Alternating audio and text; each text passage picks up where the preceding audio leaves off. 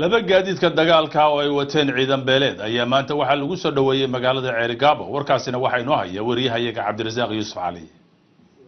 maanta magaalada Ceerigaabo soo gaaray laba baabuur oo ah nooca gaashaaman ee loo yaqaan tiknikada gaadiidkaas oo ay wateen Maleeshiya beeleed hore mucaarad ugu ahaa kana soo horjeeday qadiyada Soomaaliland kuwaas oo saldhigooda ahaa deegaan sooleedka u dhaxeeya gobolada Sool iyo Sanaag dowladka dhanka koonfureed ee magaalada madaxda gobolka Sanaag ayaa waxa dhalinyaradan iyo gaadiidkooda kaga hortagay si diiran halkaas ugu soo dhaweeyay taliyaha ciidamada asluubta Soomaaliland taliyaha ciidamada nabadgelyada wadooyinka Soomaaliland taliyaha ciidanka qaranka saldhigga saddexaad ee gobolka Sanaag siyaasi Maxamed Cabdi Maalik iyo mas'uuliyiin kale intaasi kadib waxa dhalinyarada iyo gaadiidkooda si weyn loogu soo galbiyay dhinaca gudaha magaalada Ceerigaabo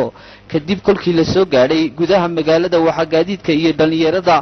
ciidan beeleedka ah ee wadataba si toos ah loo geeyay guriga martida ee magaalada Ceerigaabo halkaas oo ay ku sugnaayeen wafdigii uu horkacayay wasiirka arrimaha gudaha Soomaaliland ee mudooyinka hawlaha nabadeynta u joogay magaalada sidoo kale waxa iyaguna halkaas ku sugnaa mas'uuliyiinta maamulka gobolka iyo degmada Salaadiin Guurti iyo waliba ururada nabadda ee haweenka ee gobolada Sool iyo Sanaag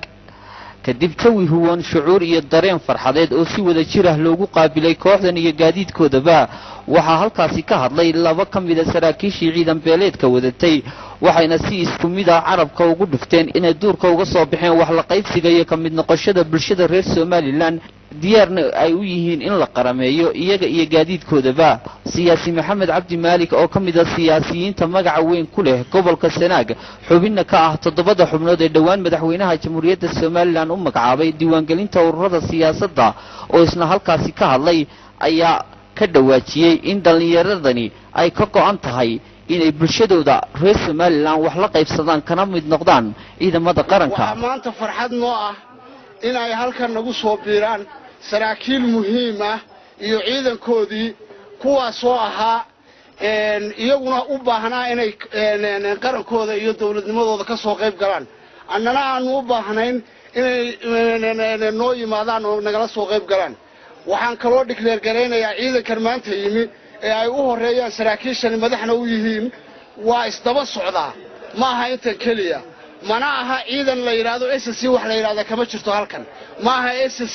SSC ma naqaan idaacaduhu baan ka maqalnaa nimankan waa ciidan beeleed mucaarad aha haddana ku soo biiray dalkooda iyo dawladooda taasina waxay cadeynaysaa beesha ay ka soo jeedaan inay nabadgelyada ay dhab ka tahay afayeenka xisbiga kulmiye siyaasi Maxamed Kaahin Axmed oo isna halkaasi ka hadlay ayaa isna dhankiisa si weyn u soo dhaweeyay dhalinyaradan gobolka Sanaag waxa sharaf u ah magaalada Ceerigaabo waxa sharaf u ah qaranka Soomaaliland waxa sharaf u ah inay maanta aynu halkan ku soo dhaweynayno ciidan maamuus iyo milgale walaaladeena saaxiibadeena ah reer Ceerigaabo oo maanta halkan inoogu yimid ciidankan maynaan kala maqnayno waynu isu maqnay marka waynu isu nimid aad iyo aad waxaan ugu mahadnaqayaa saraakiisha ciidankan hogaaminaysa uu Yaasiin ka madaxda yahay iyo madoobiye raggii xiriirka sameeyay oo taliska ciidanka aad uu ka mid yahay saraakiisha taliyaha ciidanka asluubta aad iyo aad baan ugu mahadnaqaynaa madaxda gobolka waxaan leenahay saaxiibayaal walaalayaal soo dhawaada xoogaa un baynu yar kala maqneen xigta kala maqneed oo isu timina waynu waxaynu halkan ku haynana waynu ka wada qayb gelaynaa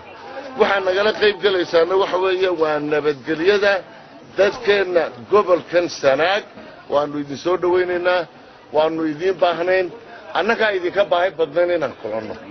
isku soo wada duub oo kolka loo eego heerka wanaagsan ay marayso xaaladda nabadgelyo ee magaalada Ceerigaabo tan iyo intii ka dambeysay imaantinkii iyo wax qabadkii wafdiga uu horkacayay wasiirka arrimaha gudaha Soomaaliland ayaa tanna loo oran karaa waxay qayb ka tahay hawlaha nabadeynta iyo maamul daadejinta ee ay ku hawlan yihiin wafdiga wasiirka arrimaha gudaha Soomaaliland Cabdirasaaq Yuusuf Cali Universal TV